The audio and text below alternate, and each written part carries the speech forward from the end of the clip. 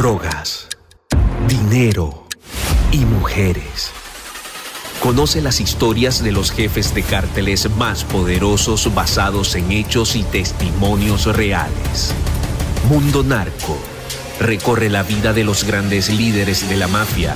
Descubre las causas que los motivaron a volverse delincuentes, cometer sus crímenes, tejer una red de complicidades alrededor del mundo y amasar grandes fortunas gracias a la venta de drogas y otros delitos. ¿Estás listo para entrar al mundo narco? Prepárate para un viaje a las entrañas del crimen organizado. Mundo Narco.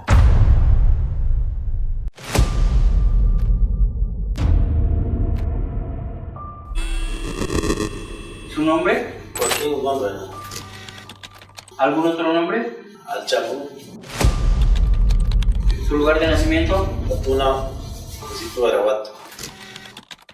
¿Fecha de nacimiento? 4 de abril del 57. ¿Su edad? 58. ¿Nacionalidad? Mexicano. ¿Estado civil? Casado. ¿Nombre de su esposa? Con la que estoy casado es Alejandrina Salazar. Pero con la que vivo es con Emma Coronel Puro. ¿Nombre de su papá? Emilio Guzmán Bustillos Finado. ¿Su mamá? Consuelo Luera Pérez. ¿Ocupación de usted? Agricultor.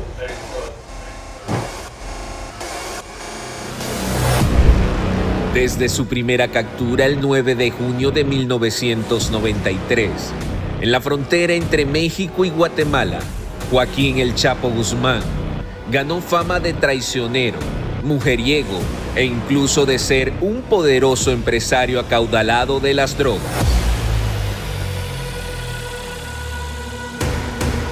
Su historia de vida era hasta ese momento desconocida.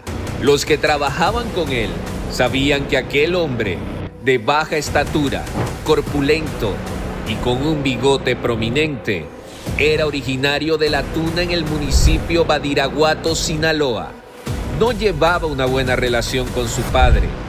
Tenía 2 hermanas menores, Bernarda y Armida, y 4 hermanos menores, Miguel Ángel, Arturo, Emilio y Aureliano, a quien también apodaban El Guano. Actualmente, un miembro activo del cartel de Sinaloa. Algunas versiones aseguran que el Chapo tenía 3 hermanos mayores que murieron de causas naturales cuando él era joven. El hambre y la pobreza acabaron con ellos. Sus inicios en el mundo del narcotráfico también son inciertos. Algunos expertos creen que su padre, Emilio Guzmán Bustillos, era un campesino que sembraba opio y que fue él quien le enseñó el viejo oficio de sembrar drogas. Hay otros que aseguran que Pedro Avilés, el primer gran narcotraficante de marihuana en Sinaloa, fue quien lo introdujo al mundo del AMPA en la entidad. Lo cierto es que con el paso de los años, las autoridades no tenían idea que aquel humilde vendedor de naranjas, que escaló a chofer de Miguel Ángel Félix Gallardo, más tarde a mandadero de Armando Carrillo Fuentes, el Señor de los Cielos, y después a pistolero del cartel de Guadalajara, se convertiría en el capo de las drogas más poderoso del mundo, gracias a su liderazgo en el cartel de Sinaloa, una empresa criminal que actualmente opera en 17 de los 31 estados de la República Mexicana y en 50 naciones alrededor del mundo.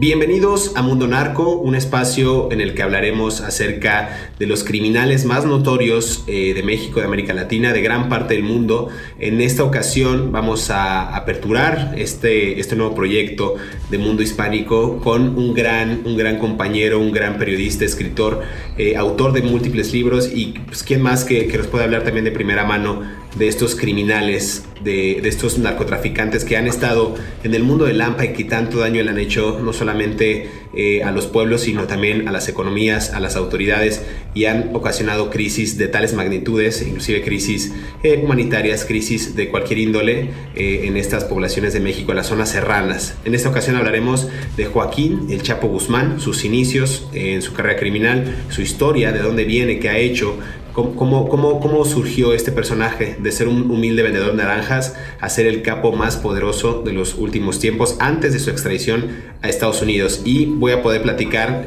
con estos temas en este gran proyecto con Jesús Lemus Barajas. Ya decía yo al principio del programa, un gran periodista, escritor y también un entrañable amigo. ¿Cómo estás, Jesús? Buen día. Gracias, mi querido José Luis Montenegro, siempre un gusto, buenos días. Gracias por esta invitación a participar en el mundo narco de mundo hispánico. Pues la verdad es que me siento muy halagado y pues vamos a platicar de lo que sabemos, mi querido José Luis, de lo que hemos logrado conocer a través de nuestras rutinas periodísticas, que es sin duda alguna el mundo del narco. Ha sido un pasaje muy ominoso, tú lo sabes muy bien. Tú viviste uno de los episodios quizás más traumáticos de tu vida al estar encerrado en Puente Grande, en esta cárcel de máxima seguridad en México, donde también han estado recluidos yo creo que los criminales más peligrosos de México, incluido Joaquín El Chapo Guzmán, pero tú por una cuestión ahí meramente política del expresidente Felipe Calderón, que nos iremos adentrando en ese tema también, que me parece interesantísimo.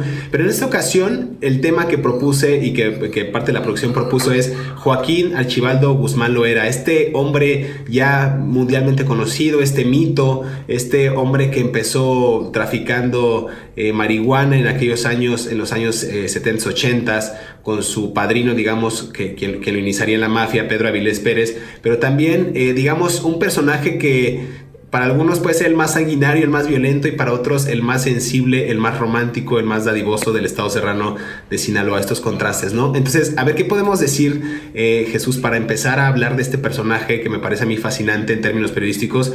¿De dónde nace? ¿Quiénes son sus papás? ¿En qué contexto surge este personaje que pues al final del día terminaría siendo el más notorio de los capos de la droga en México? Bueno, yo creo que, mi querido José Luis, no podemos entender el desarrollo actual del narcotráfico como un hecho histórico y social, por supuesto. No lo podemos entender sin la figura de Joaquín Guzmán Loera. Yo creo que Joaquín Guzmán Loera es el que pone un antes y un después al mundo del narcotráfico. No creo no equivocarme si nos referimos que Joaquín Guzmán Loera es el que le da un dejo de modernidad al narcotráfico, y es el que viene a romper con el viejo mundo de los narcotraficantes, que eran un tanto como románticos y pistoleros, allá los de Pedro Avilés, los de Lamberto Quintero, y viene a romper un poquito con ese mundo muy surrealista prácticamente, y que veíamos ahí sí a los narcotraficantes como una especie de figuras muy bien posicionadas en su localidad, para convertirse luego en grandes jefes de empresas criminales totalmente. Creo que el Chapo Guzmán es el que rompe con esos dos mundos, con ese mundo del narco tradicional, para convertirlo en una empresa pues criminal, y también una empresa de muy altos vuelos. No podríamos entender, como tú bien dices, al mundo del narcotráfico sin Pedro Avilés, que creo que es el padre del narcotráfico moderno, y su principal pupilo. Pues Pedro Avilés tiene dos grandes pupilos. Acuérdate que Pedro Avilés era socio de Lamberto Quintero cuando comenzaban a trasegar marihuana, y ellos trasegaban marihuana, producían marihuana en la zona de Badiraguato, en la sierra de Badiraguato. Ellos trasegaban esa marihuana para venderla al cártel de la Nacha, lo habrás de recordar, mi querido José Luis, y aparte para suministrar también marihuana a algunos pequeños compradores de mota que se establecieron allí en la zona de Sinaloa, principalmente de origen chino. Entonces, Pedro Avilés y Rafael Caro Quintero son los padres, ineludiblemente debemos pensarlo así, son los padres del narcotráfico, porque ellos como principales sembradores de marihuana comienzan a contratar la mano de obra pues muy barata y muy urgente que se presentaba en la región de Badiraguato, y comienzan a reclutar muchachitos. Lamberto Quintero recluta a muchos de sus familiares, entre ellos, por supuesto, Rafael Caro Quintero, y Pedro Avilés comienza a reclutar a otros, entre ellos, como tú ya bien decías, a un muchachito que se dedicaba a la venta de naranjas, que se dedicaba por ahí a cargar canastas en el mercado, que andaba por ahí ayudándole a algunos carniceros a cargar los retazos de la carne de un lado a otro dentro del mercado, y que así ayudaba a contribuir un poco a la economía, la muy magra economía que tenía en aquel tiempo la familia, y ese era Joaquín Guzmán Loera. Que nació justamente en este contexto que bien decías, de las rancherías, en específico de La Tuna, en el municipio de Badiraguato, el 4 de abril de 1957. A ver, para que la gente se dé una idea de qué estamos hablando, son demarcaciones que se encuentran literalmente enclavadas en las montañas sinaloenses, donde también son originarios varios varones de la droga, ¿no? Estamos hablando quizás de Ismael El Mayo Zambada, de Juan José Esparragosa Moreno el Azul, Héctor Palma Salazar el Güero, en fin, son estos estados que también conforman el llamado Triángulo Dorado. Tú lo conoces perfectamente bien porque nos hemos ido a meter a esas zonas también para reportear, Jesús. Conforman el estado de Chihuahua, el estado de Durango, Sinaloa, estos liderazgos que actualmente pues mantienen el cártel de Sinaloa, en específico cuando Joaquín Guzmán los tenía a su cargo, cuando estaba en libertad. A ver, pero también me gustaría adentrarme a este mítico criminal, Jesús, porque el Chapo no es un tipo estudioso, apenas terminó, y lo sabes bien, y los registros lo han comprobado, terminó el 3er grado de primaria, pero también, a ver, el que haya estudiado el 3er grado de primaria no quiere decir que su inteligencia es innegable, o sea, ocupó sus habilidades para abrirse paso, como bien decías, en el camino de la pobreza y atacarla a su manera, con dos cosas que eran esenciales quizás para la época, dada la pobreza tan penetrada, tan constante, y era las armas y la droga. Quizás aquí valdría la pena regresar a esta frase donde dicen los estudiosos que infancia es destino. Creo que todo estaba dado, bien decías tú, de Pedro Avilés Pérez, la influencia de Lamberto Quintero, la pobreza que existía y era latente en regiones como Badiraguato, en Sinaloa, y además la influencia, y es que nos podríamos llevar 10 capítulos de hablar sobre la influencia de los opioides de los chinos cuando llegan a Sinaloa, porque también es una parte interesante ver cómo se gesta el tráfico de drogas en esos años, desde los años 50, 60, y ver cómo en estos años, cuando Joaquín Chapo Guzmán era joven, en los años 60, 70, empieza a adentrarse al mundo del narcotráfico. Entonces, ahí había una máxima también que es de un narcocorrido, que es o eres pobre o criminal en Sinaloa. No hay más, Jesús. Exactamente, querido José Luis, hay que revisar muy a fondo, como tú dices, infancia es destino, y creo que eso es bien fundamental para poder entender la vida de Joaquín Guzmán. Acuérdate que, bueno, Joaquín Guzmán es hijo de Emilio Guzmán Bustillos y de María Consuelo Loera Pérez. Incluso hay como un asunto mítico ahí en torno a su nacimiento. Tú acabas de decir la fecha, 4 de abril de 1957, fecha de su nacimiento, pero también hay otra fecha que se dice que es el 25 de diciembre del 54. ¿Por qué tenemos dos fechas de nacimiento de Joaquín Guzmán? Pues por un simple hecho, porque Joaquín Guzmán, cuando entra a la cárcel de Puente Grande, que le toman su registro, la primera vez que pisa la cárcel, él da como fecha buena de nacimiento el 4 de abril de 1957. Sin embargo, en Estados Unidos, en el proceso penal que se le abrió y que lo llevó al juicio de sentencia que ya todos conocemos, él declaró que había nacido un 25 de diciembre de 1954. Todavía no sabemos cuál es la realidad. Creo que la realidad más certera del nacimiento es la del 4 de abril de 1957. Sin embargo, se manejan dos fechas y habría que entender justamente, como dices, aparte de ello, el contexto de cómo es la vida de Joaquín Guzmán, el chiquillo, el niño que ayudaba, porque, bueno, ya desde el seno familiar, donde había una escasa, había una gran pobreza, mejor dicho, una gran pobreza, donde la señora María Consuelo Loera Pérez, pues luchaba para sacar adelante a los hijos, y el papá Emilio Guzmán Bustillos, pues era un señor que también se dedicaba al cultivo agrícola. Después se comenzó a integrar los grupos llamados de los gomeros, los que cortaban sembraban el opio y cortaban la amapola para sacar la goma y procesarla. Y ahí en ese seno de la familia de María Consuelo Loera Pérez y de Emilio Guzmán Bustillo, pues ahí surge la familia de Joaquín Guzmán. Recordemos que tiene dos hermanas menores, que es Armida y Bernarda, y después, tiene hermanos que son Miguel Ángel, Aureliano, el famoso Guano, que es el actual jefe del cártel de Sinaloa, Arturo, el famoso Pollo, que fue asesinado en la cárcel de Almoloya, y Emilio son los hermanos más chicos.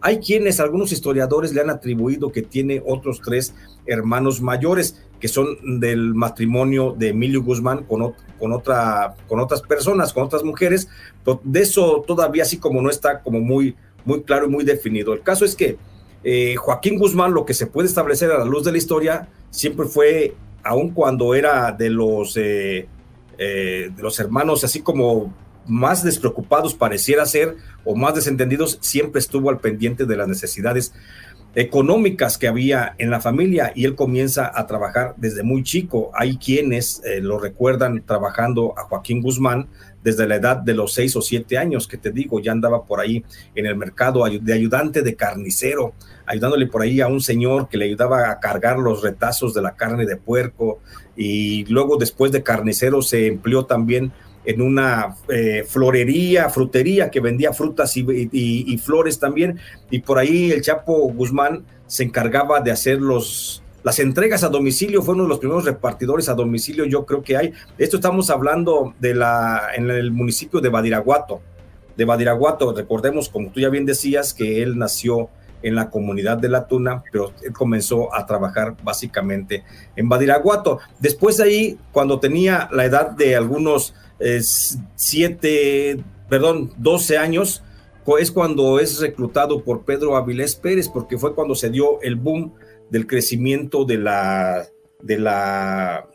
zonas de cultivo de marihuana, y Pedro Avilés Pérez junto con Lamberto Quintero pues tenían el control prácticamente de aquella región de la siembra, y uno de los encargados de esas siembras agrícolas era uno de los sobrinos de Lamberto Quintero, que es Rafael Caro Quintero.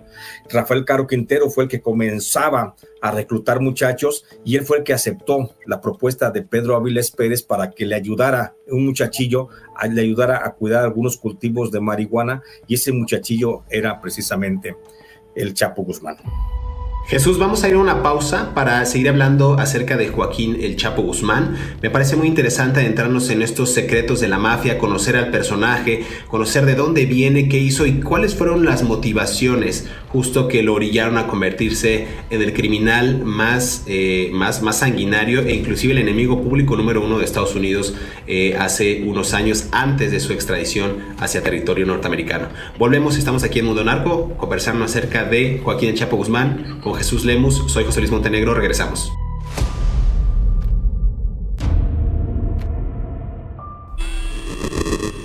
¿Su nombre? Joaquín Guzmán. ¿Algún otro nombre? Al Chapo. ¿Su lugar de nacimiento? La Tuna, municipio de Badiraguato. ¿Fecha de nacimiento? 4 de abril del 57. ¿Su edad? 58. ¿Nacionalidad? Mexicano. ¿Estado civil? Casado. ¿Nombre de su esposa? Con la que estoy casado es Alejandrina Salazar, pero con la que vivo es con Emma Coronel Puro. ¿Nombre de su papá? Emilio Guzmán Bustillo Finado. ¿Su mamá? Consuelo Luera Pérez. ¿Ocupación de usted? Agricultor.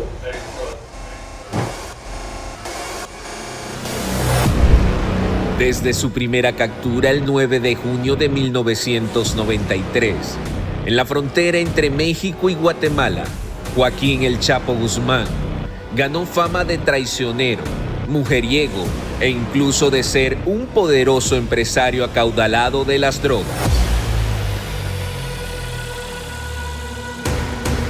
Su historia de vida era hasta ese momento desconocida.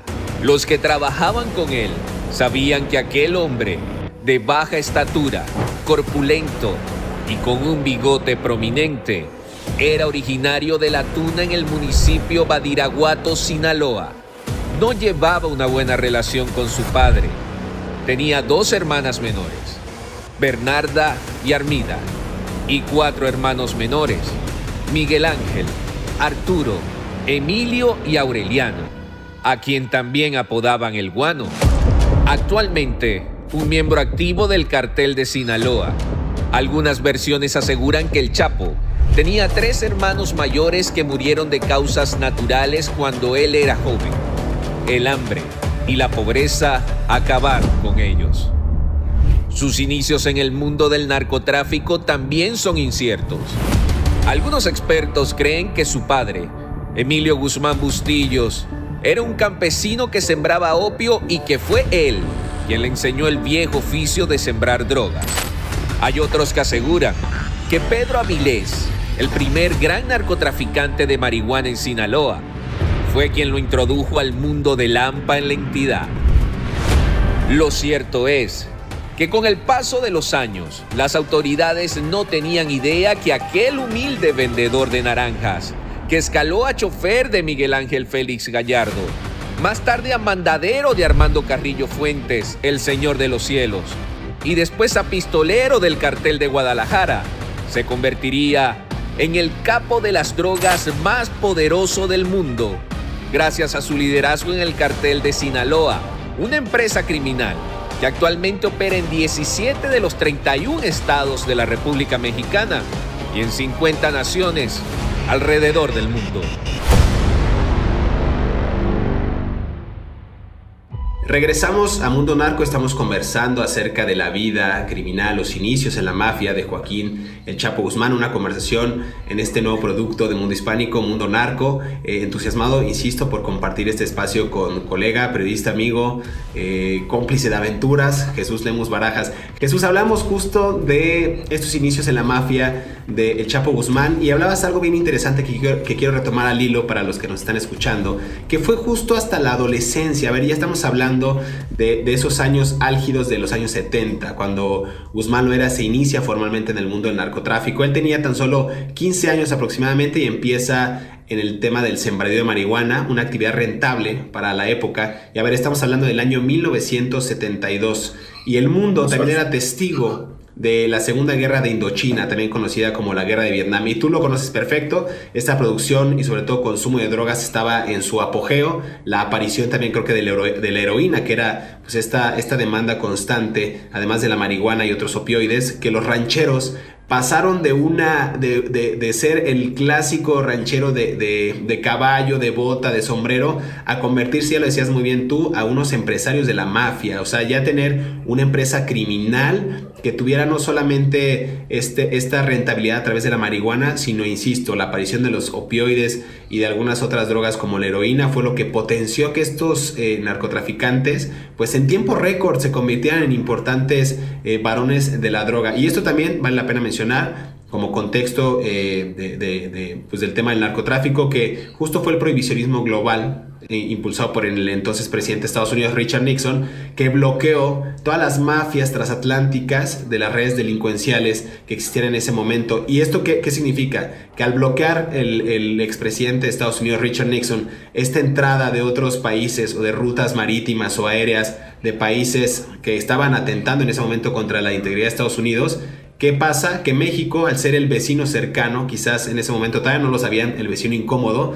pues hace que crezcan estas redes delincuenciales en México y se acerquen a Estados Unidos para seguir promoviendo el tema del trasiego de drogas. Me parece, y tú mencionabas, Jesús, del pionero en el tema de narcotráfico, Pedro Avilés Pérez. Me parece que él fue el primero también en transportar justo estupefacientes en aeronaves, principalmente marihuana, de México hacia Estados Unidos. Sí, Pedro Avilés fue el primero que comenzó a mandar, porque recordemos que hasta antes de Pedro Avilés, hasta antes de Lamberto Quintero, la agrupación que vendía, ya era una agrupación, bueno, la empresa familiar que vendía era la de Nacha y el Pablote, allá en Ciudad Juárez, pero ellos vendían la mota, la marihuana, la vendían básicamente del lado mexicano, la vendían en Ciudad Juárez.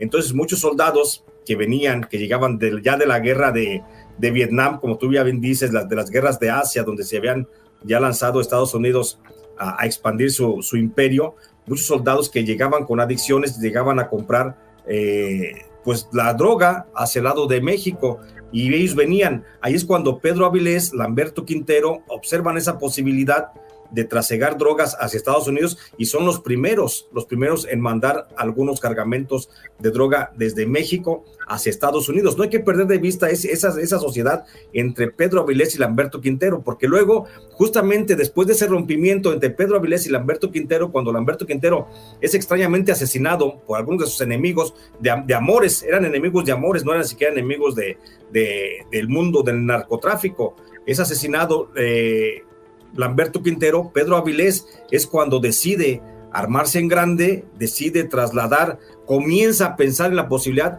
de crear una organización criminal. El tiempo pues no le favorece, aparecen en escena otros personajes, como es el caso de Miguel Ángel Félix Gallardo, quien ya comienza a trabajar al lado de Lamberto Quintero, y Miguel Ángel Félix Gallardo, a la muerte de Lamberto Quintero, se asocia justamente con Rafael Caro Quintero y trasladan el imperio que tenían, el imperio de producción de marihuana, de comercialización de marihuana que tenían ahí en la zona de Badiraguato, Culiacán, Mochis. Ellos lo trasladan y lo bajan hacia la zona de Guadalajara. Es ahí donde a principios de 1980 surge el cártel de Guadalajara, te acordarás, con Miguel Ángel Félix Gallardo, con Rafael Caro Quintero, y con Ernesto Fonseca Carrillo. Y con Ernesto Fonseca Carrillo, por supuesto, y es cuando ahí cada uno llega. Ernesto Fonseca Carrillo pues llega con su sobrino, te acordarás del Señor de los Cielos, claro. ¿Sí? Y Miguel Ángel Félix Gallardo llega también con sus sobrinos, los Arellano Félix, y bueno, Rafael Caro Quintero llega únicamente con el Chapo Guzmán, con el Mayo Zambada, con Héctor Beltrán Leiva, entre otros, y es así cuando llegan los primeros narcotraficantes, se aglutinan justamente ahí en la zona de Guadalajara, y ahí es donde comienza, por la instrucción, bueno, con el apoyo, porque Rafael Caro Quintero rápidamente, hay que decir que desde que Rafael Caro Quintero cuidaba los cultivos de marihuana de su tío Lamberto y era apoyado por el Chapo Guzmán, desde ahí le tomó un gran aprecio Rafael Caro Quintero al Chapo Guzmán. El Chapo Guzmán, como tú decías, con una escasa preparación académica, porque nada más fue hasta el tercer año de primaria, porque lo dejó para dedicarse justamente al narcotráfico, pues con su escasa preparación primaria, tiene aún así una habilidad mental muy, muy grande y muy buena para los negocios, de tal forma que el Chapo Guzmán se convierte en un gran asesor, en un gran consejero para Rafael Caro Quintero, y desde ahí Rafael Caro Quintero lo comienza a asumir como el segundo a mando. Que esto luego, cuando platiquemos del cártel de Guadalajara, por supuesto, cuando comencemos a desentrañar el cártel de Guadalajara, vamos a ver cómo es que influye el Chapo Guzmán en esas decisiones que toma Rafael Caro Quintero para desmembrar el cártel de Guadalajara y que nazcan así el cártel de los Arellano, el cártel de Juárez, el cártel de Sinaloa, que el cártel incluso de Nacho Coronel. Entonces ya lo platicaremos, por supuesto, esto, pero por supuesto que ahí en ese andar de las cosas, y ya con eso termino para no arrebatarte la palabra ni hacerme dueño de ella, de mi querido José Luis, ya después ahí Rafael Caro Quintero es el que escucha los consejos del Chapo Guzmán de no limitarse únicamente a la producción de marihuana. Él es el que tiene la visión de comprar cocaína desde Colombia para trasegarla desde Colombia hacia Guadalajara y de Guadalajara a suministrarla a los mercados nacionales y mandarla también a Estados Unidos. Por eso Rafael Caro Quintero le encomienda al Chapo Guzmán las dos misiones, una, que haga nexos con el cártel de Cali, el que encabezaba Pablo Escobar Gaviria, que hagan nexos con ellos, que vea la posibilidad de que sean sus suministradores de cocaína para el cártel de Guadalajara, y por otro lado le encarga al Chapo Guzmán que abra una ruta para que entre la cocaína desde Colombia por el estado de Michoacán. Y aquí entran en juego otros actores políticos, donde entra Humberto Rodríguez Bañuelos, pero ya lo platicaremos, por supuesto. Está bien interesante esto, y para que la gente se dé una idea de la magnitud de la organización criminal, a ver, estamos hablando de dos sujetos pioneros del narcotráfico en México, ya lo mencionabas, Jesús, Lamberto Quintero y Pedro Avilés Pérez. Ellos dos desprenden y hacen que a través de esta guerra de Indochina de Vietnam surja y exponencien la necesidad de esa guerra en Estados Unidos con la parte de Asia para producir drogas hacia ese país. Surge la heroína y con ello se va haciendo más grande la organización, y mencionabas a personajes que han sido ya míticos y que son responsables pues de la actividad criminal en México. Ernesto Fonseca Carrillo Doneto, Miguel Ángel Félix Gallardo, el jefe de jefes, como lo denominaban, Rafael Caro Quintero, y bueno, son personajes que a su vez traen a personajes a vivir el tema de la mafia en carne propia, porque la necesidad estaba muy cañona en ese momento, en los años 70-80. Hablamos de Héctor Palma Salazar, Ismael Zambada García el Mayo, Joaquín Guzmán Loera el Chapo, Juan José Esparragosa Moreno, el Azul, en fin, empiezan a surgir figuras míticas. Y a ver, ya estamos hablando ahora de los años 80. Y entonces ahí es cuando Guzmán Loera, con todas estas atribuciones y tareas que bien decías, Jesús, conforma él también su pequeño grupo de mafiosos con su compadre y amigo Héctor Palma Salazar el Güero. Algunas versiones dicen que eran cerca de 25 personas dedicadas al cultivo y venta de marihuana. A ver, esas 25 personas hoy son nada. Un grupo de pelados que quisiera tener una mafia en Sinaloa o en Durango, actualmente en Guanajuato, sin hacer apología al delito, lo puede hacer fácil. O sea, esto ya es, estamos hablando que en ese momento 25 tipos que quisieran dedicarse a la mafia en los años 80 era un gran grupo. Y ellos lo hacen, y vamos a retomar ese camino que bien decías, Jesús, lo hacen ¿para qué? Pues para distribuir cocaína. Y con la visión del Chapo de traficar cocaína proveniente de Colombia hacia Estados Unidos, con el apoyo de quién, de nada más y nada menos que de este personaje también mítico de Colombia, Pablo Escobar Gaviria, que había amasado ya grandes fortunas gracias a esto, que era la fabricación y exportación de cocaína. Y lo hacía a través de ¿qué? Pues a través de México y a través de aviones, de cargamentos, de buques, de esta forma tan peculiar y creativa de enviarlo, que hablaremos también más adelante del cártel de Sinaloa, en latas de chiles, en plátanos, en electrodomésticos, hacia Estados Unidos, en estas regiones. Y a ver, era bastante interesante porque estamos hablando de una alianza del cártel de Guadalajara con el cártel de Cali y el cártel de Medellín, que era más que evidente que hacían actos terroristas en Colombia, por ejemplo, la toma de regiones enteras, actos también solidarios hacia la gente, como lo hacía también el cártel de Guadalajara, y lo seguiría haciendo el cártel de Sinaloa. Es decir, tenían más similitudes que diferencias estas dos organizaciones. Y esto habla también quizás de una constante, Jesús, no sé si tú estés de acuerdo con ello, de que muchas de las regiones de América Latina tienen, como decía Eduardo Galeano, las venas abiertas, ¿no? Este escritor. Tienen pobreza, tienen gobiernos corruptos, tienen deficiencias en sistemas de salud, poca educación o educación de nivel muy baja, y eran quizás estas aristas o estos puntos álgidos en los que se aprovechó, digamos, la mafia para cooptar y para también traficar este tipo de drogas a sabiendas de que no había otra actividad en las zonas serranas más que el ilícito, ¿no? Más que el tema del crimen. Y creo que prevalece hasta hoy día en regiones muy alejadas del país, en donde las autoridades y los gobiernos pues no han hecho prácticamente nada por acabar con este cáncer. Antes de irnos a esta segunda pausa, Jesús, ¿algo que quieras agregar acerca de este episodio de Mundo Narco, de este andar que hemos estado comentando? Pues la verdad es que es bien interesante. Creo que el proyecto para platicarle a la gente, contarle la historia verdadera del narco, no la que van a encontrar en chismes o la que alguien dice que lo escuchó, pues no, mi querido José Luis, creo que aquí estamos hablando de historia de fuente directa. Tanto tú como yo hemos tenido posibilidad de estar platicando con grandes narcotraficantes sin hacer apología, por supuesto, del delito, que además eso es una falacia, la apología, ¿eh? La historia se cuenta como se tiene que contar para que se pueda entender. Lo hemos platicado, algunos de esos pasajes que estoy refiriendo, por supuesto que los escuché en alguna ocasión, que fueron vertidos directamente, pues nada más y nada menos que de Rafael Caro Quintero, cuando me tocó estar en la cárcel. Ahorita tú ya referías mi paso por la prisión. Yo estuve en la prisión de Puente Grande del 2008 al 2011, 3 años, 5 días, acusado falsamente de ser miembro del narcotráfico, esto en el gobierno de Felipe Calderón, cuando después de que me atreví a señalar las relaciones de narcotráfico que tenía la hermana de Felipe Calderón, Luisa María Calderón Hinojosa, con Servando Gómez Martínez Latuta, el jefe del cártel de la familia michoacana. Entonces, después de que publico eso, pues viene una embestida del poder, se me acusa de lo que yo estaba acusando al presidente de ser narcotraficante, pero yo sí terminé en la cárcel 3 años, 5 días, y allí estuve en esa prisión de Puente Grande, pues del lado de grandes narcotraficantes, Rafael Caro Quintero, Sergio Enrique Villarreal Barragán el Grande, el Mochomo, Alfredo Beltrán Leiva, entre otros grandes narcotraficantes, de los que escuché, por supuesto, estas historias, porque era lo que teníamos que hacer en la cárcel, platicar. No había mucho que hacer, pasábamos 24 horas del día encerrados. Entonces, para mitigar ahí la ansiedad, pues platicábamos muchas historias, y a veces yo provocaba las entrevistas con algunos de los que estábamos en aquel pasillo, pues escuchábamos las historias de cómo se dio la verdadera historia del narcotráfico, y gracias por esta posibilidad a Mundo Narco de poder contarle a la gente pues esto, porque esto lo tenemos que seguir platicando.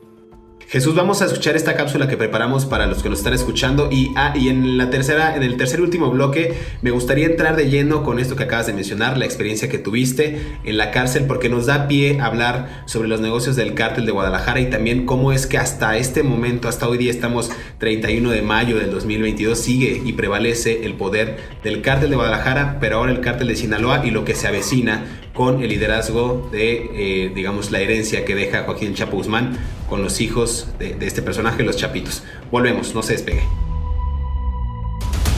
5 curiosidades que no sabías de Joaquín el Chapo Guzmán. Número 1. El Chapo era hijo de una familia de campesinos pobres. Su padre lo golpeaba con frecuencia, y cuando era adolescente, quizás entre los 13 o 14 años de edad, lo echaron de su casa y él se fue a vivir con su abuelo. Algunos aseguran que fue en ese momento cuando su carrera criminal comenzó. Número 2. Joaquín Guzmán recibió el apodo del Chapo debido a que así se les llama a la gente de baja estatura en el norte de México. Algunas versiones aseguran que el Chapo mide 1,55 m, aunque dicen que podría medir 1,68 m. Número 3. El Chapo se dedicó a la agricultura antes de iniciarse en el mundo de las drogas. Debido a ello, también fue apodado el Señor de las Montañas. E incluso, durante su carrera criminal empleó varios nombres falsos, tales como Joel Sánchez, Jorge Ramos Pérez, Raúl Guzmán Ruiz, Francisco Villaseñor, entre muchos otros. Número 4. El Chapo es fiel creyente de la Virgen de Guadalupe y de Jesús Malverde, el llamado Santo de los Narcos. En la capilla de este último personaje, ubicada en la ciudad de Culiacán, en Sinaloa, se halla una nota que reza: Gracias, patrón. Humildemente hoy te pido solo Juárez y Tijuana. Por lo demás, infinitas gracias. La misiva iba firmada por JGL, el Chapo. Número 5. Cuando comenzó a cobrar notoriedad en el mundo del narcotráfico, el Chapo Guzmán recurrió a más de una cirugía estética. En algún momento, el pelo negro, la cara redonda y los pómulos prominentes quedaron atrás. Las autoridades se percataron que Guzmán lo era. Ahora lucía el pelo rojo y el rostro más afilado y sin líneas de expresión. No obstante, eso duró muy poco tiempo y el capo retomó gran parte de su apariencia con la que hoy en día se le conoce.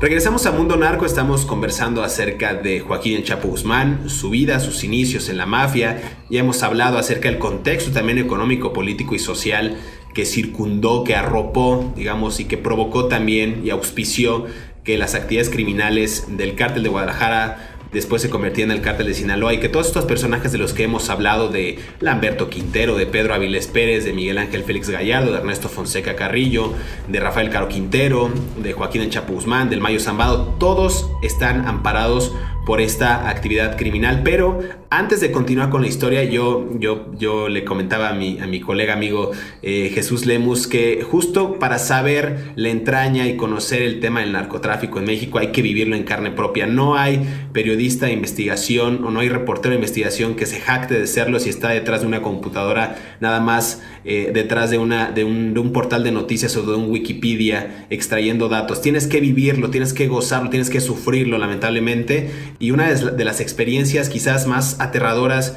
que han surgido en estos últimos años, pues fue la permanencia de Jesús Lemus Barajas en este penal de máxima seguridad en Puente Grande, en Jalisco, México, donde él pues fue acusado injustamente de narcotráfico, solamente ¿por qué? Por decir la verdad, por alzar la voz en contra del expresidente de México, Felipe Calderón, que gobernó del año 2006 al 2012. Y este personaje, Jesús, ¿nos quieres contar brevemente cómo fue, cómo ocurrió? Ya lo anticipabas en el bloque pasado. Te acusan por desvelar, digamos, la corrupción de una de las hermanas del expresidente mexicano. Así es, luego de que señalé las relaciones de Luisa María Calderón Hinojosa con Servando Gómez Martínez Latuta, el jefe de los Caballeros Templarios y antes la familia michoacana, es cuando viene el Estado, me secuestra y luego de estar torturado o bajo tortura durante 72 horas, de estar desaparecido durante 24 horas, aparezco en una agencia del Ministerio Público y aparezco acusado de ser miembro del crimen organizado, de ser un gran narcotraficante, en una historia fantasiosa que me creó Genaro García Luna, y eso hace que me recluyan en la cárcel de Puente Grande, donde estuve desde el 25 de mayo. Yo fui detenido el día 8 de mayo, pero los primeros días estuve preso en la cárcel de Puentecillas, en Guanajuato. Después fui trasladado por ser un reo de alta peligrosidad, así lo determinó el juez, y me mandan a la cárcel federal de Puente Grande. Estuve ahí el 25 de mayo del 2008 hasta el 11 de mayo del 2011. Me aventé 3 años, 5 días encarcelado. Entonces, eso me llevan ahí a la cárcel. Felipe Calderón me otorga prácticamente una beca para estudiar delincuencia organizada, porque me manda 3 años a estudiar la historia de la delincuencia organizada con los miembros de la delincuencia organizada más importante. Me asignan a un pabellón en el que estaba Rafael Caro Quintero, el Mocho Orejas, Alfredo Beltrán Leiva, el Mochomo, Mario Aburto, Sergio Enrique Villarreal Barragán el Grande, una serie de personajes mediáticos de la criminalidad. Y ahí es donde voy conociendo estas historias del narcotráfico, y estas historias me las pasé pues preguntándolas, investigándolas, platicándolas con los reos más peligrosos, ahí en aquella cárcel de segregación, en aquella cárcel de exterminio de Puente Grande, porque estábamos 24 horas encerrados en nuestras celdas, y pues platicábamos de celda a celda, y yo no tenía otra cosa más que la palabra, y con la pura palabra comencé a preguntar, y fue donde fui recabando estas historias que hoy les platico. Y qué curioso, porque justo el personaje, para hacer este paréntesis nada más, continuar con la historia del narco, en específico del cártel de Sinaloa y del Chapo Guzmán, el personaje que te hace el expediente a ti y que te crea esta figura de mítico narcotraficante que hoy me parece una burla, es Genaro García Luna, el exsecretario de Seguridad Pública de México, que hoy está siendo enjuiciado por cargos de narcotráfico y conspiración para distribuir droga de México en Estados Unidos. Qué curioso, ¿no? Son los juegos del destino, mi querido José Luis. El hecho de que el todopoderoso Genaro García Luna de aquel tiempo, que me sepultó en una montaña de papeles, porque mi expediente que me integró la historia de lo que dice la Policía Federal, lo que dice la entonces Procuraduría General de la República, de quién era yo en términos de sus falacias, sus mentiras para poder mantenerme recluido, pues era una historia que cabía en el expediente, era una cantidad de legajos que cabían en 8 cajas de huevo, así. 8 cajas de huevo de ese tamaño tuvieron que hacer una historia. Si hubiera sido una novela fantástica, ni ninguna editorial se las publican por la extensión simplemente de la narración de los hechos, pero fueron 8 cajas de huevo en las que cabía mi expediente, y ahí, así, con ese grado de criminalidad, me mandan a la cárcel. El autor de todo esto, te digo, como un juego del destino, fue Genaro García Luna. Fue el que me sepultó en la cárcel con una tonelada de papeles ahí encima, y en lo que me desempapelaba, y en lo que yo tenía que demostrar que yo no era responsable de nada, cuando ellos ni siquiera presentaron una sola prueba, que hubieran presentado una llamada telefónica, una cuenta bancaria, una fotografía, un video, algo. Todo eran dichos y dichos y dichos y dichos de testigos que nunca estuvieron donde yo estuve, y bajo esa acusación ahí estuve. Y mira, hoy Genaro García Luna está justamente a la espera de un juicio allá en Nueva York, que estaremos por allá pronto, mi querido José Luis, por supuesto, haciendo la cobertura de ese juicio del siglo, porque hay que recordarle a la gente que ahí va a haber grandes declarantes, como el exfiscal de Nayarit, Edgar Beitia, que seguramente va a sepultar a este señor, a Genaro García Luna, y hay otros muchos más que ya están apuntados en la lista.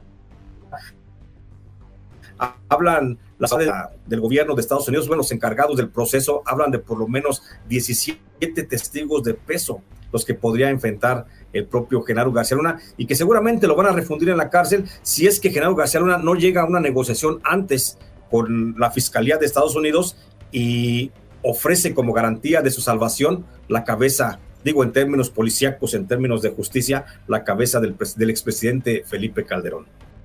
Un gran episodio que ya veremos si se gesta o no, que es uno también de las tensiones que ha estado pujante aquí en México. Jesús, vamos a regresar después de este gran paréntesis delicioso, términos periodísticos, de los negocios, justamente el cártel de Guadalajara, y mencionabas algo, y no quiero que sonemos contradictorios o que nos estamos yendo de polo a polo, pero justo hablabas de estas complicidades gubernamentales, de que hablas de estos pactos, de estos tejes y manejes que tú sufriste en carne propia, de cómo se usa o cómo se usaba la justicia en México.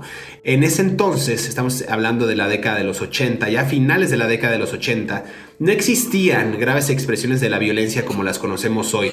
A ver, no había tiroteos, no había matanzas o personas descuartizadas en la calle. Sí había violencia, pero no a los niveles que conocemos hoy. O sea, todo parecía ir viento en popa. El cártel de Guadalajara, gracias a estas conexiones que ya se habían gestado, del Señor de los Cielos, recordemos a Amado Carrillo Fuentes, con el cártel de Medellín, Pablo Escobar, logran afianzar esta relación de negocios fructífera gracias al polvo blanco, a la cocaína. Y la ecuación era muy sencilla, Jesús, tú lo sabes perfecto. El cártel de Guadalajara le compraba cocaína al cártel de Medellín y luego lo contrabandeaba a Estados Unidos. Esto era pues prácticamente un negocio redondo. Y según estimaciones de las agencias de inteligencia mexicanas, el jefe de jefes, estamos hablando de Miguel Ángel Félix Gallardo, el Señor de los Cielos, Amado Carrillo Fuentes, incluso el Chapo Guzmán, lograron traficar el 80% de la cocaína que se hacía en Colombia en aquellos años. Y recordarás que al Chapo Guzmán, entre otros apodos como el Chapito, el Chaparrito, lo que sea, también le decían el Rápido, porque decían que él era muy rápido para mover la droga de Colombia hacia México y de México hacia Estados Unidos. Para los que no sepan y nos estén escuchando en otros países, el apodo o la acepción de El Chapo se refiere a una persona de estatura baja. Es como el Chaparrito, el Bajito, el Chapo. Es como se ocupa en las zonas norteñas, en las zonas serranas de aquí de México. Pero a ver, esto para ir cerrando este episodio que nos va a dar para 10, 15, 20, 30 más.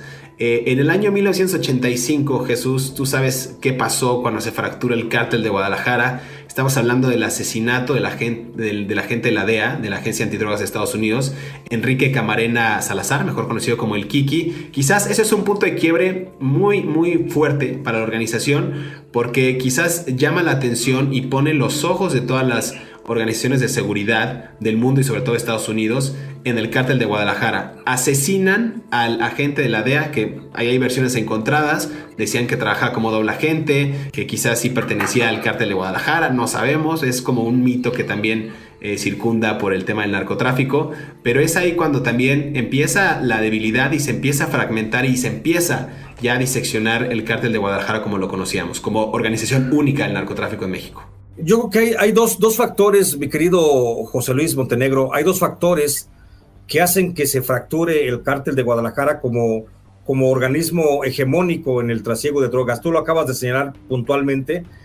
Rafael Caro Quintero le encomendó al Chapo Guzmán que la comercialización de cocaína desde Colombia hacia México para trasegarla posteriormente a Estados Unidos, y esto Chapo Guzmán lo hizo con los hombres de su confianza. Estamos hablando de tres básicamente. Estamos hablando de el Mayo Zambada, que ya estaba ahí con el Chapo Guzmán. Estamos hablando de Héctor el Güero Palma, su compadre, y estamos hablando de otro compadre que seguramente también nos va a dar un tema para un gran episodio del que tenemos que hablar, que es Armando López, el famoso Rayo de Jalisco. Entonces, con estos tres elementos que él tenía como sus verdaderos escuderos, logra trasegar, cumplir con la tarea de llevar cocaína desde Colombia para México y luego a Estados Unidos. Pero hay otro factor. Bueno, el primer factor es el punto de quiebre que se da dentro del cártel dentro del cártel, donde este grupo del Chapo Guzmán comienza a confrontarse abiertamente con el grupo que formaban los hermanos Arellano Félix, que también estaban dentro del cártel de Guadalajara, y con el otro grupo que conformaba la gente que estaba al lado de Amado Carrillo Fuentes. Entonces, estos tres grupos comenzaron a colisionar dentro del mismo cártel y comienzan a debilitar la estructura de mando de Rafael Caro Quintero, de Don Neto y del jefe de jefes. Y esto es lo que, es el primer factor como para que se desestabilice el cártel de Guadalajara. El otro factor, que es un factor externo, es el asesinato del agente de la DEA, el Kiki Camarena. Kiki Camarena y el piloto de apellido Salazar. El piloto mexicano, los dos que son asesinados porque eran agentes de la DEA. Sobre este caso en particular quiero abordar el asesinato de Kiki Camarena, del que tuvo siempre conocimiento de que estaba operando y cómo estaba operando. Siempre tuvo conocimiento el agente, el secretario de Gobernación de aquel tiempo, te habrás de recordar, hoy gran prominente miembro de la Cuarta Transformación, Manuel Bartlett Díaz. ¿Sí? Nomás para que no se nos olvide y para que vean cómo desde entonces ya había esa colusión, porque la relación, quien estaba verdaderamente protegiendo al cártel de Sinaloa hacia 1985, pues era justamente el propio Manuel Bartlett Díaz, era el protector de Rafael Caro Quintero de aquel tiempo. Él era el que tenía a la Dirección Federal de Seguridad del gobierno federal a disposición de Rafael Caro Quintero. La presencia de Kiki Camarena dentro de infiltrándose a la organización criminal es una acción aislada que toma un grupo de integrantes, miembros de la DEA, y lo infiltran a tal grado que conoce toda la estructura. Y lo que descubre Kiki Camarena, que lo lleva finalmente a ser asesinado, no por Rafael Caro Quintero, porque a Kiki Camarena, hay que decirlo, no lo asesinó Rafael Caro Quintero. A Kiki Camarena lo asesinó un agente de la CIA que se llama Félix Rodríguez. ¿Sí? Félix Rodríguez es el verdadero asesino de Kiki Camarena. Entonces no hay de ahí ninguna relación. ¿Cuál fue la causa por la que asesinan a Kiki Camarena? Porque Kiki Camarena descubrió cómo la CIA estaba negociando con el cártel de Guadalajara, de Rafael Caro Quintero, estaba negociando el suministro de armas y de drogas para financiar la revolución que se estaba dando en Centroamérica, de los contrarrevolucionarios que estaban en el frente, contra el Frente de Farabundo Martí de Liberación Nacional y contra el Frente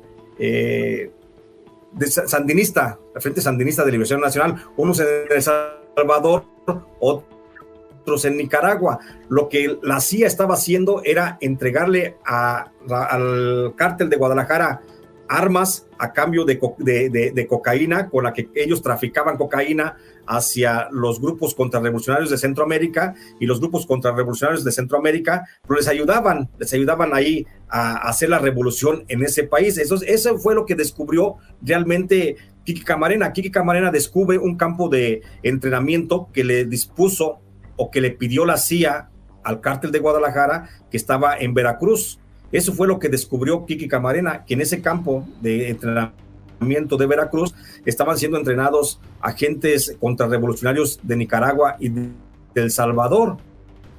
Por eso toman la decisión. Kiki Camarena iba a informar de esto, por supuesto, dentro del mes, pero es una acción a la que ya no llega, porque llega primero el secuestro. Félix Rodríguez secuestra a Kiki Camarena, lo tortura para ver qué tanto sabe, lo asesina, y luego la DEA atribuye ese asesinato con informes de las falsos de la CIA, atribuye ese asesinato a Rafael Caro Quintero, a Don Neto y al jefe de jefes. Y esa es la razón por la que el cártel prácticamente se desmembra, porque luego obligan, la CIA y la DEA obligan al gobierno mexicano, todavía está de secretario de Gobernación Manuel Bartlett Díaz, obligan a la persecución de estos narcotraficantes, acusándolos del asesinato que nunca cometieron, y por eso se desintegra el cártel de Guadalajara. Y de ahí nacen los otros cárteles, pero si quieres eso ya lo platicamos en otra ocasión.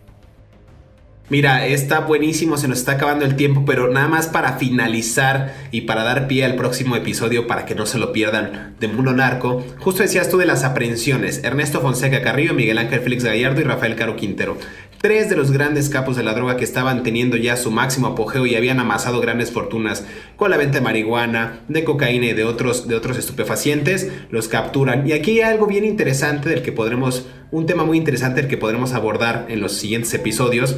Guillermo González Calderón, y tú lo recuerdas perfecto, jefe de la Policía Antinarcóticos. Este personaje organiza esta cumbre de narcos. O sea, él reparte el territorio gracias a la venia y al convenio que tenía el entonces gobierno de Carlos Salinas de Gortari, el expresidente de México. Reparten el territorio a estas nuevas organizaciones criminales que bien decías, Jesús. A la familia Arellano le asigna Tijuana, Tecate en Baja California. A Chapo Guzmán le da San Luis Río Colorado en Sonora, al Güero Palma le da Nogales, Hermosillo, en fin, se empieza a diseccionar como si fuera un gran pedazo de pastel la República Mexicana, imagina usted. El gobierno de México empieza a asignar territorios para que cada uno opere, trafique, comercialice, siembre la droga que se le plazca, obviamente, evidentemente con el beneplácito del gobierno mexicano y también pues con una módica cantidad, con una especie de renta para que sea rentable justamente el negocio del narcotráfico en México. Veremos, es que se nos está acabando el tiempo, pero vamos a ver cómo influyó en los próximos episodios, yo lo digo muy bien, el Tratado de Libre Comercio de América del Norte, la globalización, la entrada de otros países, incluido el tema de la tecnología, que apertura, digamos, estas fronteras y capitaliza el negocio de las drogas ya a mayor escala, con nuevas rutas, con diferentes vías de acceso. Jesús, tenemos muchos episodios todavía que nos sobran, pero quiero cerrar justo con eso, con que el narcotráfico es tan complejo, es tan exquisito hablar de él en términos periodísticos, en términos analíticos, porque es un entramado que ha implicado durante muchas décadas la participación directa o indirecta de los gobiernos, las carencias de los estados, las guerras. Hablabas tú de la contra nicaragüense, cómo es que se gesta por parte de Estados Unidos una alianza con cárteles de la droga para hacer movimientos subversivos que desestabilicen economías para ellos salir al quite. Entonces es muy complejo. La gente piensa que es la persona que vende o hace narcomenudeo en la esquina. Esto trae un interés mayor, es un interés global, del cual hablaremos en los próximos episodios de Mundo Narco, estos secretos de la mafia que iremos desvelando. Jesús, fue un placer platicar contigo, es un deleite. Vamos a ir explicándole a la gente, como bien decías, la realidad, la verdadera verdad, decía Carlos Fuentes en sus libros, porque de eso se trata, de hablar ahora sí, con todos los pelos de la burra en la mano y tal cual. No es el tema de hacer apología, sino el tema de que se hablan las cosas como se tienen que hablar para que la gente llegue a la verdad misma, Jesús. Así es, mi querido José Luis Montenegro, pues yo agradecido por esta posibilidad de participar, de hacer recapitulación de la historia, de esta historia del narcotráfico, alejado de todos los intereses editoriales incluso, y es nada como platicarlo así como debe de ser, y para poder ir desvelando muchos nombres, muchos personajes míticos. Por ejemplo, ahorita hablabas de cuando se reparten, se secciona el cártel de Guadalajara y se reparten como si fuera un gran pastel, donde por supuesto fue un actor principal Guillermo González Calderón, y donde por supuesto no puede estar tampoco alejada la figura de un personaje icónico como fue Fernando Gutiérrez Barrios, que también estuvo ahí, que fue secretario de Gobernación de Carlos Salinas de Gortari, y también tuvo mucho que ver en este entramado. También hay que platicarlo en una emisión próxima, cómo fue que el primer fiscal, el fiscal antinarco en México que tuvo fue el actual fiscal general de la República, el señor Alejandro Gers Manero. En 1976 la CIA lo designa a Alejandro Gers Manero, que en aquel tiempo era un incipiente agente del Ministerio Público de la Federación, ya lo designaba en la Operación Cóndor como primer encargado del operativo de combate al narcotráfico, y cómo desde ahí viene mucha de la fractura social que tenemos hoy en día, y que siempre estamos responsabilizando a veces nada más a dos administraciones inmediatas, las fallidas de Felipe Calderón y de Enrique Peña Nieto, pero que si nos vamos y somos justos con la historia, digo, no por exonerar, yo soy el último que defendería por supuesto a Felipe Calderón, pero si vamos a ser justos con la historia, hay que ir revisando desde Miguel de la Madrid, desde atrás, desde José López Portillo, desde Echeverría, cómo desde allá viene el fracaso institucionalizado del gobierno. Entonces, más que un partido revolucionario institucional, fue un fracaso institucionalizado, y eso hay que platicarlo porque, como dices tú, es bien complejo y tenemos que ver muchas aristas sociales, económicas, políticas, de violencia de los cárteles, todo para ir desentrañando este mundo narco. Te agradezco mucho, mi querido José Luis, estoy a tus órdenes siempre. Muchas gracias, Jesús. Nos escuchamos en el próximo episodio de Mundo Narco. No olviden que vamos a hablar en los próximos episodios de la carrera criminal de Joaquín El Chapo Guzmán. Vamos a hablar también de otros personajes que estuvieron involucrados con él y que nos van a dar cuenta con testimonio real de personas que están vivas acerca de cuáles fueron las complicidades, quiénes fueron los socios. Hablaremos de la familia, de las mujeres. En fin, tenemos mucha tela de dónde cortar. Muchas gracias, Jesús. Nos escuchamos en el próximo episodio de Mundo Narco.